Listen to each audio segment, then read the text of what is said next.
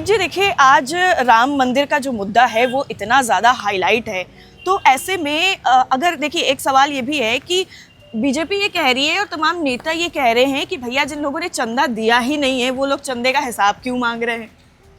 मतलब ऐसा है कि जिन लोगों ने चंदा नहीं दिया तो इसका मतलब आप लूट कर लोगे राम मंदिर में, आप सारा माल खा जाओगे राम मंदिर का लूट के। और चंदा किसी ने नहीं दिया, तुम्हें कैसे पता चंदा नहीं दिया? उनको कैसे पता चंदा नहीं दिया? और खास करके विपक्षी पार्टियों के लिए उनको बोला कैसे जा पता रहा चंदा नहीं दिया? अब जो उनसे सवाल करेगा वो कहेंगे चंदा नहीं दिया, तो चंदा किसी ने नहीं दिया तो तुम लूट करके खा जाओ।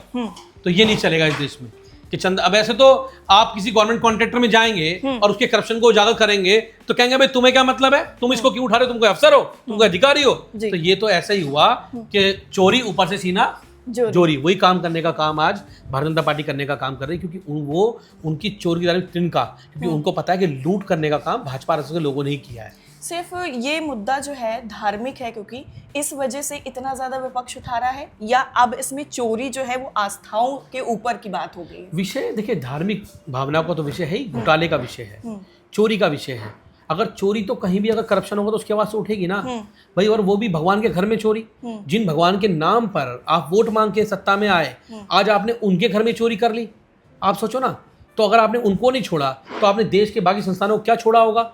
वहां तो आपने खत्म ही खोखला ही कर दिया होगा। जब मोदी जी देश से जाएंगे सब खोखला हो चुका होगा। जनता भरोसा कैसे करेगी? मुझे जनता भरोसा क्यों करेगी मोदी जी पे? अब नहीं करेगी, क्योंकि मोदी जी ने भरोसा दिलाया था उनको। लेकिन मोदी जी जिस ट्रस्ट को बनाने वाले मोदी जी हैं, उस ट्रस्ट में अगर घपले हो रहे हैं, उनके चुने हुए लोग अगर घपले कर रहे हैं, तो मोदी जी की शह पे ये हो रहा है, क्योंकि मोदी जी आज उन जो बड़ी मछलियां हैं उनको बचाने का काम कर रहे हैं। कि आम आदमी पार्टी का और आपका क्या स्टैंड है राम मंदिर को लेकर, जो ये चंदा चोरी का विवाद हुआ है?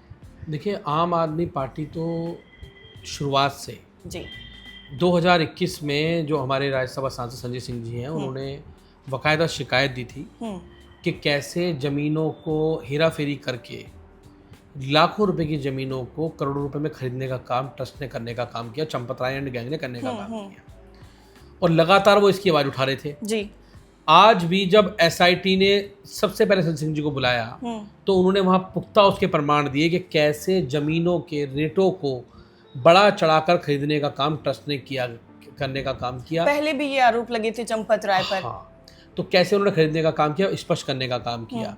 दूसरी बात, आज विषय केवल चंपत राय का नहीं है, विषय इस पूरी ट्रस्ट की विश्वसनीयता पर खड़ा होता है कि कैसे इस देश के प्रधानमंत्री नरेंद्र मोदी जी ने इस ट्रस्ट को खुद बनाया, एक एक व्यक्ति का नाम उसमें दर्ज कराया। चंपत राय हो, अनिल मिश्रा हो, चाहे कोई भी हो, XYZ, सभी लोगों के नाम चयनित करने वाले प्रधानमंत्री जी थे। राम मंदिर की प्राण प्रतिष्ठा करने वाले प्रधानमंत्री जी थे। राम मंदिर के अंदर शिलान्यास करने वाले प्रधानमंत्री जी थे। तो जब सारी जिम्मेदारी प्रधानमंत्री जी ने ली थी, तो आज जब चंदा चोरी इस मंदिर में हुआ, जब भगवान राम के खड़े चोरी हुए, जब रामचरितमानस गायब हुई सोने की, जब वहाँ से क्या बोलते हैं हीरे जवाहरात गायब हुए, जब ये आरोप हैं या फिर ये अब आप लोगों की तरफ से कंफर्म कहा जा रहा है कि ये चोरी हो चुके हैं? क्योंकि अभी एसआईटी की रिपोर्ट में तमाम चीज़ों को कहा गया, लाइक काक भूषणी, तो जिसको चोरी होने की बात कही जा रही थी उसमें कहा गया कि नहीं, एसआईटी ने कहा कि ये चोरी नहीं हुआ है, ये सिर्फ अफवाह थी। देखिए, मुझे लगता है एसआईटी को तो लायस ले गया है कि चीज़ों को छुपाया जा सके। एसआईटी के पास तो कुछ पावर ही नहीं है, कुछ ताकत ही नहीं है एसआईटी के पास। एसआईटी ने बिना एफआईआर दर्ज करे एसआईटी अंदर एंटर कर गई। मतलब किसी भी मामले की एफआईआर के बिना एसआईटी बन जाना, भाई पहले एफआईआर दर्ज होगी, जिसे अभी किसी मामले में आप एफआईआर दर्ज करोगे तभी तो एसीबी आएगी या एसआईटी आएगी या ईडी आएगी या सीबीआई आएगी। यहाँ तो उल्टा हुआ, यहाँ एसआईटी पहले आ गई। जैसे एक आपको याद होगा कि अंकिता भंडारी का जो बलात्कार हुआ, जो मर्डर केस हुआ एक बच्ची का, उसके अंदर कैसे सबूतों को मिटाने के लिए तुरंत प्रभाव में बुलडोजर भेज दिया गया, और बाद में जो जांच करने वाली टीम थी उसने बताया कि बुलडोजर की तोड़फोड़ की वजह से सारे सबूत नष्ट हो गए। तो ऐसे एसआईटी बुलडोजर का काम कर रही है। एसआईटी जाएगी, नहीं चलेगा, नहीं, एसआईटी जाएगी, वहाँ सारे सबूतों को मिटाएगी, चंपत राय एंड गैंग को बचाएगी और बाहर निकल आएगी। लेकिन आज ये सवाल जो है देश के करोड़ों भगवान राम को मानने वाले, धर्म को मानने वाले हिंदुओं की आस्था का विषय है कि कैसे भारतीय जनता पार्टी चोरी करते करते, एमएलए की चोरी, एमपी की चोरी, सरकार की चोरी, पार्टी की चोरी, कंपनी की चोरी, पीएसयू की चोरी, संविधान की चोरी, करते करते कैसे चंदा चोरी पे आ गई और इन्होंने भगवान राम को भी नहीं बख्शा। तो इस पार्टी की आस्था कोई भगवान राम में नहीं है। ये पार्टी केवल और केवल चोर भगवान राम का वोट के नाम पे यूज़ करने वाली पार्टी है। और आज तक भी हम प्रधानमंत्री से पूछ रहे हैं, प्रधानमंत्री जी आप बताइए ना, आप क्यों नहीं बताते हैं, आप जवाब क्यों देते, प्रधानमंत्री जवाब दीजिए। तो प्रधानमंत्री जी के पास कोई जवाब नहीं है, सरकार इसको छुपाने में लगी हुई है। क्या आपको लगता है कि अब राम मंदिर ट्रस्ट को भंग हो जाना चाहिए, क्योंकि वो विश्वसनीयता अब नहीं रही? देखिए मुझे समझ नहीं आ रहा प्रधानमंत्री क्यों चूज करें। प्रधानमंत्री का विषय थोड़ी ना है, इस सरकार का विषय थोड़ी है। सरकार ने कब्जा क्यों जमाया उसके ऊपर, ये तो धार्मिक आस्था का विषय है भाई। इस देश में इतने महंत हैं, संत हैं, वो लोग संभाले जिम्मेदारी।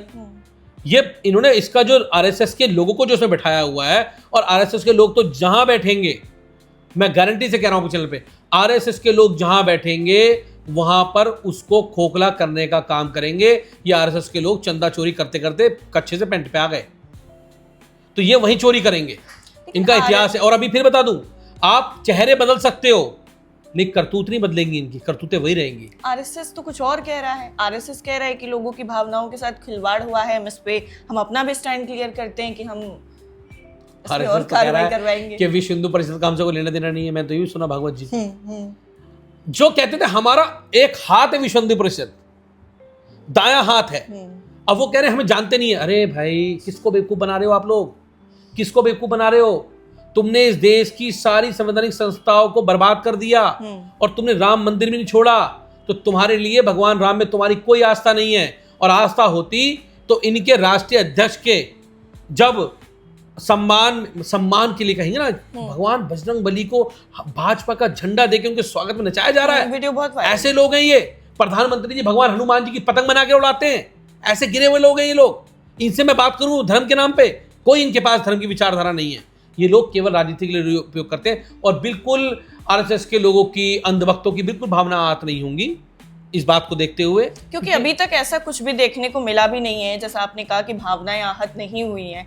वैसे तो भगवा सिर्फ कलर पे, अगर कोई आपको याद होगा, हाँ? पठान मूवी का सीन, मुझे याद भगवा बिकनी पहनने इनकी, पर हाँ, भावनाएं आहत हो जाती हैं वहां पे। तो अभी इतना बड़ा मुद्दा, और वो जो मनोज तिवारी और वो जाके रवि किशन वक्त कच्छा नहीं छोड़ते हैं भगवे रंग का, तो इनकी भावनाएं आहत नहीं होती गंगा मैया के अंदर जाके। प्रधानमंत्री तिरंगे से मुंह पूछते हैं कि भावनाएं आहत नहीं होती है देश के, क्योंकि ये वो आरएसएस है जहां से आते हैं जिसने 52 साल तक अपने मुख्यालय पर तिरंगा नहीं फहराया। ये लोग संविधान को नहीं मानते, ये मनुस्मृति को मानते हैं। ये चाहते हैं मनुस्मृति आए, संविधान खत्म हो, लोगों के वोट का अधिकार खत्म हो। ये अपनी अपनी एक वोट, वो कहते हैं ना कि one nation one election one party, ये चाहते हैं। इस देश में एक ही पार्टी रहे बस, वो भाजपा। कहीं ना कहीं एक पूरी तरीके से डेमोक्रेसी जो है, जिसके लिए हम जाने जाते हैं विश्व में सबसे बड़ी डेमोक्रेसी, उसी को खत्म करने की साजिश। मैं तो स्पष्ट कह रहा हूं आपके चैनल पे कि अगर भारतीय जनता पार्टी को 2024 में अगर 400 सीटें मिल जाती तो इस देश की डेमोक्रेसी बिल्कुल जो धीरे धीरे खत्म हो रही है उस दिन ही खत्म हो जाती। अब जो पार्टियों को तोड़ के अपना बहुमत दोतियाई करने की कवायद चल रही है, वो संविधान को बदलने की कवायद है। क्योंकि जनता ने तो मैंडेट नहीं दिया ना इनको भाई, क्योंकि जनता को पता था इनकी नीयत क्या है। जनता को पता है ये बाबा साहब के संविधान को बदलने, वोट की ताकत को खत्म करना चाहते हैं। जनता को ये बात पता थी, इसलिए जनता ने मैंडेट नहीं दिया। अब मोदी जी कह रहे हैं नहीं मैं तो जनता से बड़ा हूं, मैं तो जनता से भी ऊपर हूं। जनता ने मैंडेट नहीं दिया ना, मैं मैंडेट लूंगा, मैं पैसे के दम पे लूंगा, चंदा चोरी वहां से करूंगा, वो चंदे चोरी का पैसा एमएलए खरीदूंगा, उससे एमपी खरीदूंगा, और तब पार्टियां तोड़ूंगा और तब 2 बहुमत करूंगा। तो ये देश समझ रहा है कि आज नरेंद्र मोदी एंड गैंग, ये पूरी आरएसएस और भाजपा मिलके आज कैसे देश के संविधान को तार तार कर रही है, ये देश समझ रहा है। देखिए अभी राम मंदिर वाला मुद्दा शांत नहीं हुआ है, लेकिन अभी बद्रीनाथ की अगर हम बात करें तो वहाँ पर, और बांके बिहारी मंदिर में, वहाँ पर भी ऐसे आरोप लग रहे हैं कि वहाँ पर भी चोरी हो रही है। तो ये मंदिर वाला खेल शुरू हुआ है या फिर अब उजागर होना शुरू हो गई हैं चीजें? पीएसयू सारे बेच दिए, railway private, airport private, port private, PSU खत्म। तुम्हारा सारा माल तो खत्म हो गया, वो तो माल इकट्ठा कर लिया। अब माल कहां बचा? बहुत बड़ी बात कर रहे हैं। अब माल कहां बचा? मंदिरों में। हाँ। तो नजर मंदिरों पे है, अब लूट हो रही है मंदिरों के अंदर, अब लूट मंदिरों पे है। तो भगवान को तो छोड़ दो यार, कम से कम भगवान को छोड़ दो। और मैं फिर कह रहा हूं, ये भाजपा भगवान राम के नाम पर आई थी और भगवान राम ही इसको निपटाने का काम करेंगे। क्योंकि सबसे बड़े इन्होंने घमंड की जो बात कही थी वो ये कहा था, जो राम को लाए हैं तुम्हारी औकात थोड़ी ना राम को लाने की। प्रधानमंत्री राम, भगवान राम की उंगली पकड़ के चलते हैं, मतलब प्रधानमंत्री, मतलब भगवान राम को चलना प्रधानमंत्री सिखाएंगे? इतना बड़ा कद है प्रधानमंत्री का देश के। अरे राम भगवान ने तुमको बनाया, तुमने राम को नहीं बनाया। बट वो एक वीडियो आपने देखा होगा बायोलॉजिकल वाला, बायोलॉजिकल नहीं है तो फिर मतलब ही क्या है? अब वो तो, हाँ ये भी बात ठीक है। अब वो तो कहते हैं जी मैं तो बायोलॉजिकल नहीं हूँ, अब उसमें क्या कहोगे आप? अब जब बायोलॉजिकल नहीं हो तो आपको पता क्यों नहीं लगा चंदा चोरी हो रहा है? आपको तो पता लग जाना चाहिए था। और अब तो छोड़ो, अब तो हमारे महाराज धीरेन्द्र शास्त्री भी कह रहे हैं भाई बहुत बड़े बड़े लोग शामिल हैं, अगर मैंने इस पे कुछ बोला तो ये मेरी हत्या करवा सकते हैं। सोचो, अगर ये भगवेश्वर धाम की हत्या करा सकते हैं भगवान उनकी बाबा की, तो सोचो हम जैसों को तो क्या हाल करेंगे ये लोग। ब्रजभूषण शरण सिंह कह रहा है कि मैं तो इसलिए ही राम मंदिर नहीं गया, कि मुझे पता था अगर मैं राम मंदिर इसलिए नहीं गया क्योंकि यहाँ चंदा चोरी हो रहा है। और आज को पता था पहले। हाँ, और ये बड़ा सर्टिफिकेट मांगते था कि इससे कि तू मंदिर नहीं गया तो देशद्रोही है, तू मंदिर नहीं गया तो हिंदू नहीं है। अब अरविंद केजरीवाल जी ने पूछ लिया कि अमित शाह 2.5 साल में मंदिर क्यों नहीं गए, तो जवाब नहीं, मुँह छुपाए घूम रहे सारे भाजपाई। उन्होंने पूछा भाई बताओ ना 2.5 साल में राम मंदिर बनने के बाद अमित शाह राम मंदिर क्यों नहीं गए, जवाब दो। जवाब है क्योंकि अमित शाह तो मानते नहीं भगवान को। अरे वरना जाना चाहिए था, तुम्हारी सरकार बना दी 2-3 बार केंद्र में, तुम्हारी 20-21 राज्यों सरकार आ गई, तुम क्यों नहीं गए भाई? क्योंकि तुम्हारी आस्था नहीं है, तुम केवल वोट बैंक की राजनीति के लिए जनता की, लोगों की आस्था और विश्वास से खेलने का काम करते हो, खिलवाड़ करते हो, डर दिखाते हो उन्हें और डर के नाम पे वोट ले रहे हो। क्या आम आदमी पार्टी इसमें सीबीआई जांच की मांग करेगी या कर रही है? हम तो करते हैं भाई। आप सुप्रीम कोर्ट के पूर्व जजेस की कमेटी बनाओ, वो इसकी जांच करें, निष्पक्ष जांच करे इसकी। और आए ना सीबीआई, क्या नहीं आ रहे, कहाँ चले गए? मनी लॉन्ड्रिंग हुई, उनको नहीं दिख रहा? कैसे मनी लॉन्ड्रिंग हुई है? 2 करोड़ की चीज 40 करोड़ में खरीद ली गई। कैसे जमीनों का खरीद फरोख्त हुआ? एसआईटी कह रही है हम इसकी जांच नहीं करेंगे।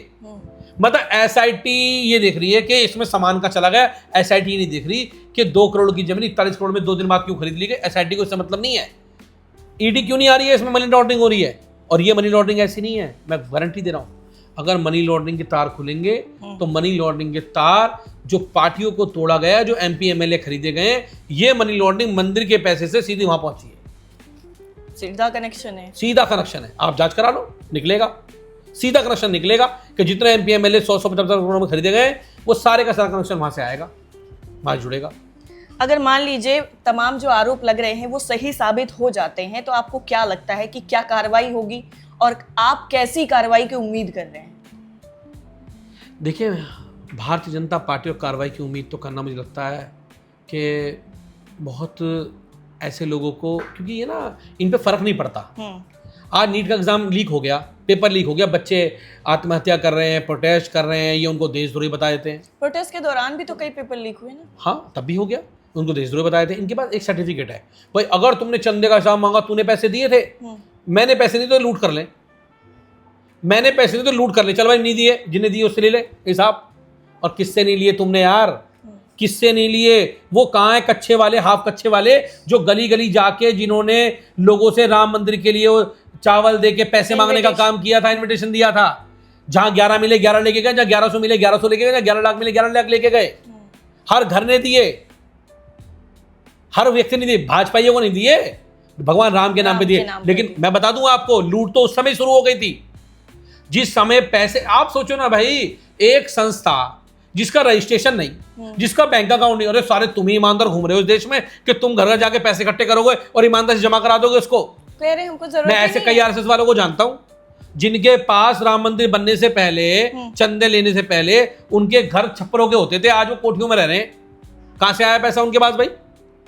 कहां से आ रहा है पैसा उनके पास? गाड़ियां कहां से आ रही हैं? कल ट्रस्टी को देखा आपने, ट्रस्टी जा रहे हैं वेलफेयर के अंदर घुस घुस के, कहां से आ रहा है पैसा उनके पास? तो लोगों को पता है कि जो, देखो, छोटे वाले ने छोटे लेवल की चोरी करी, बीच वाले ने बीच के लेवल की चोरी करी, और बड़े वाले ने बड़े लेवल की चोरी करी। अब आप हर आ ही गए आदमी हैं आरएसएस वाले पे और ये वेलफेयर वाले मामले पर, तो एक चीज मैं ये पूछना चाहूंगी कि क्या आरएसएस तो कह ही रहा है कि हमको जरूरत ही नहीं है रजिस्ट्रेशन की, हम कोई जो है संस्था तो है नहीं, उन्होंने खुद को तो धर्म घोषित कर दिया है कि हम एक धर्म है। और दूसरी चीज कि जगह जगह पर आपने भी देखा होगा, आप तो इतने बड़े पॉलिटिकल नेता हैं, अलग अलग जगहों पर सोसाइटीज में जो शाम के टाइम ये आरएसएस का एक वो शुरू होता है, बच्चों, छोटे छोटे बच्चों को इकट्ठा किया जाता है और वहां पर नारे लगवाए जाते हैं। तो ये इसकी परमिशन कहाँ से मिलती है? देखो आरएसएस को मैं आपको बताता हूँ, उनको कोई जरूरत नहीं रजिस्ट्रेशन की, ना उनको पैन कार्ड चाहिए, ना उनको रजिस्ट्रेशन चाहिए, ना उनको बैंक अकाउंट चाहिए, ना उनको ट्रस्ट की डीड चाहिए, कुछ नहीं चाहिए उनको। लेकिन हाँ, अगर आप इस देश के नागरिक हैं तो आपका वोटर कार्ड बनाओगे तो वोटर कार्ड वैलिड नहीं है, नागरिकता का प्रमाण नहीं है आपकी। आधार कार्ड बनाओगे तो वो एड्रेस का प्रूफ है, पासपोर्ट बनाओगे तो विदेश जाने का प्रूफ है। तो आप कुछ भी बना लो, आपके सारे डॉक्यूमेंट चाहिए होंगे। लेकिन अगर आरएसएस से डॉक्यूमेंट मांगा तो फिर आप देशद्रोही हो। आरएसएस को कोई डॉक्यूमेंट नहीं चाहिए। अभी सरकार कांवड़ कैंप लगवा रही है, कह रही है संस्था का ऑडिट लेके आओ। संस्था का ऑडिट आप मतलब सरकार पैसे नहीं दे रही, सरकार कांवड़ कैंप लगवा रही है और संस्थाओं कह रही है अपना ऑडिट लेके आओ। अरे भाई आरएसएस का ऑडिट भी मांग लो तुम लोग, कब मांगोगे उसका ऑडिट? तुमने लाखों करोड़ों हजार करोड़ रुपए सरकार उसको दे रही है, मोहन भागवत की सिक्योरिटी में उनके ऊपर वहां जेड प्लस में खर्च कर रही है, वो पैसा कहां से आ रहा है? उसका हिसाब नहीं मांगेंगे हम लोग। लेकिन तुम अपना रजिस्ट्रेशन मत कराना। क्यों? रजिस्ट्रेशन कौन नहीं कराता है? अगर मैं एक ईमानदार आदमी हूं और मैं ईमानदार धंधा करता हूं तो अपना जीएसटी भी लूंगा, बिल्कुल, अपना वैट भी लूंगा, अपना लाइसेंस भी बनाऊंगा, ट्रेड लाइसेंस भी बनाऊंगा, बैंक अकाउंट भी खुलवाऊंगा, पैसे भी लेन देन वाइट में करूंगा, सारे काम करूंगा। और मैं फ्रॉड आदमी हूं तो ना तो बैंक अकाउंट खुलवाऊंगा, पैसे का लेन देन कैश में करूंगा, कंपनी रजिस्ट्रेशन कराऊंगा नहीं क्योंकि मैं पैसे को देकर खत्म कर दूंगा। तो आरएसएस तो वो वाला काम कर रही है, फ्रॉड कंपनी चला रही है। लेकिन आपको क्या लगता है कि राम मंदिर जो ये मुद्दा उठा है, इस मुद्दे के आने के बाद में असली मुद्दे छुप गए हैं? क्योंकि आरोप बार बार यही लग रहा है विपक्ष पर, खास करके पार्टियों पर, कि विपक्ष ये चाहता ही नहीं है कि बाकी मुद्दों पर बात हो। अब देखिए, अगर पेपर लीक का आपने जिक्र भी किया था, पेपर लीक पे अगर बात करी जाती है, प्रदर्शन हो रहा है, एक्शन नहीं होता है, तो कहना क्या चाहते हैं यही नहीं समझ में आया। विपक्ष क्या करे? गलती क्या है विपक्ष की? अरे लूटी इतनी मच रही है, नहीं लूटी इतनी मच रही है, मैं कहाँ का लीकेज बंद करूं? मैं विपक्ष के तौर पे कहाँ का खुलासा करूं? इधर जाता हूं यहाँ भी लूट है, इधर जाता हूं यहाँ लूट है, यहाँ जाता हूं यहाँ लूट है, हर जगह तो लूट है। अब मैंने सोचा भाई चलो भाई पीएस लूट रहे, कोई बात नहीं। मैंने उसकी आवाज उठाई, सरकार नहीं मानी। मैंने कहा पेपर लीक हो रहे हैं, हमने आवाज उठाई, सरकार नहीं मानी। हम चले गए भगवान के पास कि भगवान इन भाजपा वालों को सद्बुद्धि दो और जो लूट चल रही है इनका अंत करो। भगवान ने कहा यहाँ मैं वहां गया तो वहां पता लगा भाई मंदिर में चंदा चोरी हो गई। अब मैं जाऊंगा? जिन्होंने भगवान को नहीं छोड़ा वो कहां किसको छोड़ेंगे देश में? तो हर जगह तो लूट मची है। लेकिन आज जनता ये समझ रही है कि भारतीय जनता पार्टी का मतलब है लूट। जहां सिंगल सरकार वहां सिंगल लूट, जहां डबल सरकार वहां डबल लूट, जहां ट्रिपल सरकार वहां ट्रिपल लूट, और जहां 4 इंजन सरकार वहां 4 गुना लूट। सर, एक सवाल मेरा ये है कि जैसे देखिए अयोध्या का मामला है, कई खबरें ऐसी भी सामने आई कि वहाँ पर मीडिया कवरेज नहीं कराया जा रहा है, वहाँ पर जो रिपोर्टर्स हैं उनको नहीं भेजा जा रहा है। तो क्या आम आदमी पार्टी ऐसा कुछ प्लान कर रही है कि वहाँ पर कुछ लोगों को भेज करके वहाँ की ग्राउंड रियलिटी चेक करी जाए? देखिए, अभी अरविंद केजरीवाल जी गए थे भगवान राम के दर्शन करने, आपको याद होगा, उसके बाद ही आनंद फानन में एफआईआर दर्ज हुई है, वरना उससे पहले एफआईआर भी दर्ज नहीं हुई थी। उसी वक्त आनंद फानन में चंपत राय ने अपना इस्तीफा दिया, अनिल मिश्रा ने इस्तीफा दिया, फिर मीडिया ने चलाई वो गोदी मीडिया ने, नहीं चंपत राय तो आजीवन ट्रस्ट में रहेंगे, चाहे इन्हें को हटा ले। फिर आरएसएस ने मैसेज प्लान कराया, चंपत राय तो साधारण आदमी है, इतने सिंपल आदमी है, इधर ये आदमी है, इतने वो आदमी है। उन्होंने ये चलाने का काम किया। उधर दुबे साहब खोल रहे हैं उनकी पोल की चंपत राय कैसे आदमी है, उनका पूरा इतिहास बता रहे। तो ये डरे हुए लोग हैं, घबराए हुए लोग हैं। और मैं फिर बता दूं आपको, चंदा चोरी जैसा महापाप इन लोगों ने किया, इनको पाप लगेगा इन लोगों को, और ये पार्टी का नामो निशान खत्म होगा। आप दर्शकों से हमारे क्या कहना चाहेंगे? क्या इस पूरे मामले में लोगों को जांच के नतीजों का इंतजार करना चाहिए या फैसला उन्हें खुद करना चाहिए, क्योंकि ये मामला आस्था का है? देखो, मैं फिर बोलता हूँ आप लोगों से, मैं सबसे बोलता हूँ भाई, जो बीजेपी आरएसएस के लोग आपके चंदा मांगने आए थे ना, उनको पूछना जरूर कि चंदा चोरी जो इसमें हुई है उनका उस पर क्या स्टैंड है, उनसे पूछो। और इस बात को फैलाओ कि कैसे भारतीय जनता पार्टी ने लोगों को धर्म का चश्मा लगा के बांटने का काम किया, और उस चश्मे के अंदर पीछे से मंदिरों के अंदर लूट कर ली, और इन्होंने हमारे भगवान राम का मंदिर नहीं छोड़ा।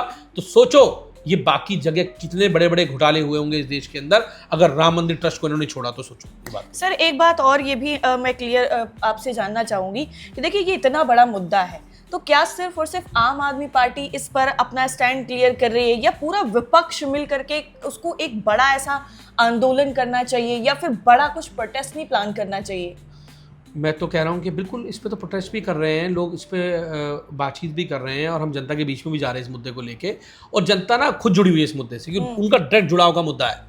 भगवान से उनका डायरेक्ट जुड़ाव का मुद्दा है, उनकी आस्था का विषय। तो उनको भी पता है कि कैसे बीजेपी के आरएसएस के लोगों ने मिलके इस देश के राम मंदिर से चंदा चोरी करने का काम किया। ये वो लोग भी स्पष्ट रूप से जानते हैं और हम सबको ये बात जनता तक पहुंचानी है और जनता तक बात पहुंच रही है। हमारे दर्शकों से आप क्या अपील करना चाहेंगे?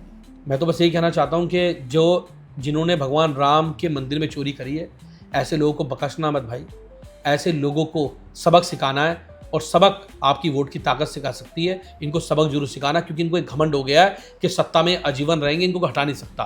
और मैं कह रहा हूँ कि भगवान राम के नाम पे आए थे और भगवान राम ही ने निपटाने का काम करेंगे, क्योंकि उनके मंदिर में इन्होंने चंदा चोरी करने का काम किया।